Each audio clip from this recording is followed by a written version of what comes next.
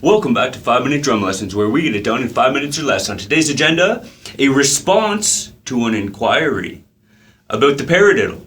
So, I got a question there about how to smooth out the paradiddle and try to avoid what they refer to as stuttering in the left hand, which I think, I'm guessing it sort of means that the double is coming out a little bit not the way they're intending.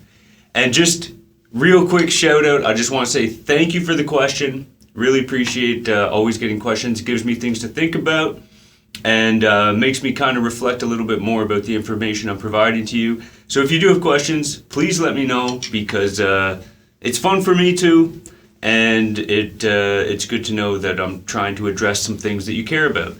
So yeah, the paradiddle and trying to address this question. So the first thing is, often the left hand is what's holding us back with the paradiddle. So I would say, don't resist practicing slowly. I mean, it's like it gets said over and over, but it's a really hard thing to actually take the time to practice slowly. And I think a lot of us, we kind of try to avoid that a little bit, and it is one of the best ways to develop control and to develop your technique. So take the time to really practice slowly. That's the first thing. So we're going to look at some stuff and we'll do it slowly.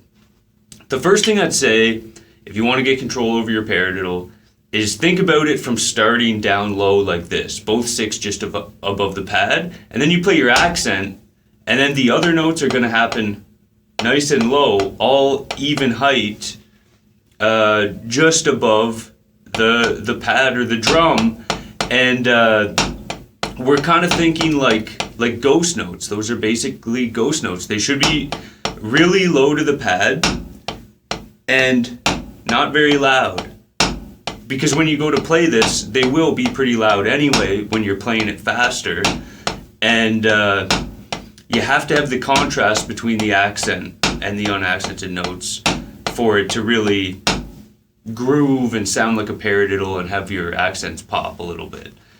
So nice and slow, trying to control your rebound after the accent. So make sure your fingers are wrapped around the stick so it doesn't bounce back up. And then when you do your double, and I'm assuming the double is where the issue's really kicking in here.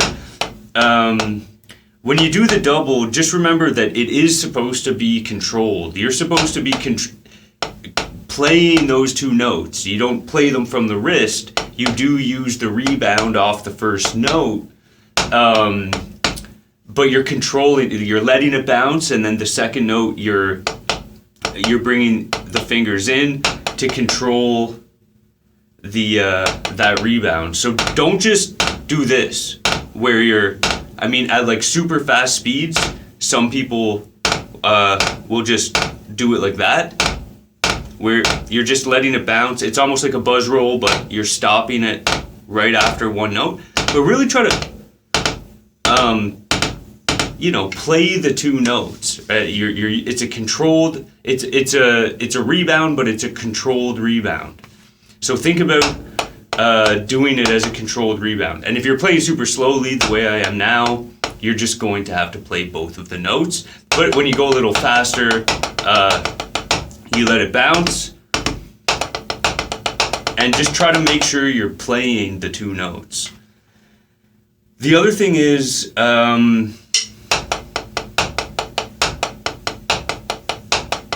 yeah, this is a common one. You've probably run into this as a suggestion, but I do think it's a good one, which is leave out the second note of the paradiddle, so you play this pattern. 1 and 2 and so you're just leaving out the 1E, 1E and 2E. You leave the E out, 1 and 2. But it kind of allows you to focus on doing that double and doing it kind of quietly down low. So play your accent, control the rebound, then play your two taps, your little double, 1 and same thing there. 1 and a 2 and a 3 and a 4 and a 1 and a 2 and you see I'm not pushing my speed right away. Like, we have to get the movements down slowly, and then you can start building up the speed. So that's a good little exercise to do. And then you can also isolate the left side. So normally you go right, left, left, left. So just take your left, left.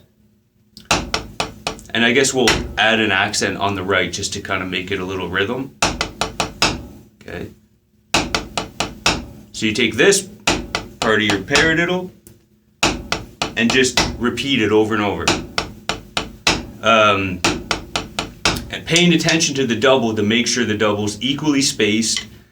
And you can count your 16ths to really try to make sure you're keeping it as even as possible. You go 1E and a 2, 3E and a 4, 1E and a 2, 3E and a 4. But don't shy away from doing it slowly. And then the last thing that helps a lot with the smooth movement in a paradiddle is playing the second note. So you have accent, and then the second note is a soft note, but it's an upstroke because you're going to play your double on the right, and the next thing you do with your left is an accent. So then if we restart the paradiddle, you go accent, upstroke, tap, tap, accent, upstroke, tap, tap. And when you do the upstroke, you lead with the wrist, come down, it's kind of a bit of that molar movement, accent, upstroke, tap, tap, accent, upstroke, tap, tap.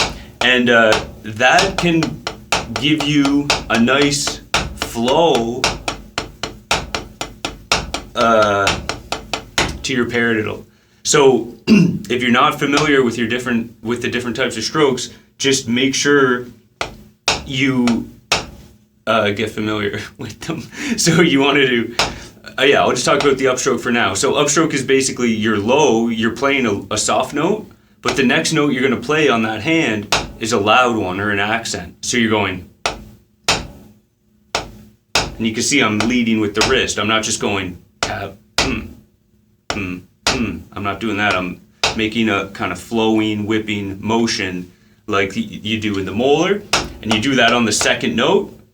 Up, up, up, up, and that can give you a bit of flow. So the molar thing gives you the flow, and then working on the double carefully and slowly and trying to space it out properly so that the double is spaced evenly within itself, and also that you're playing on a 16th note grid. That should help even things out. And then you get something like this.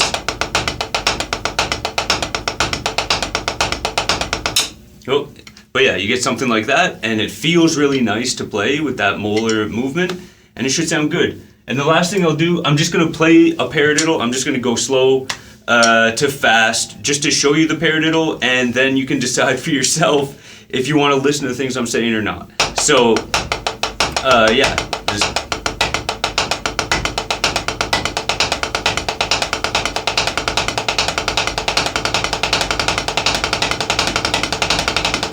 And then here I'm starting to tense up a little bit. So I'm not going to push it that much more.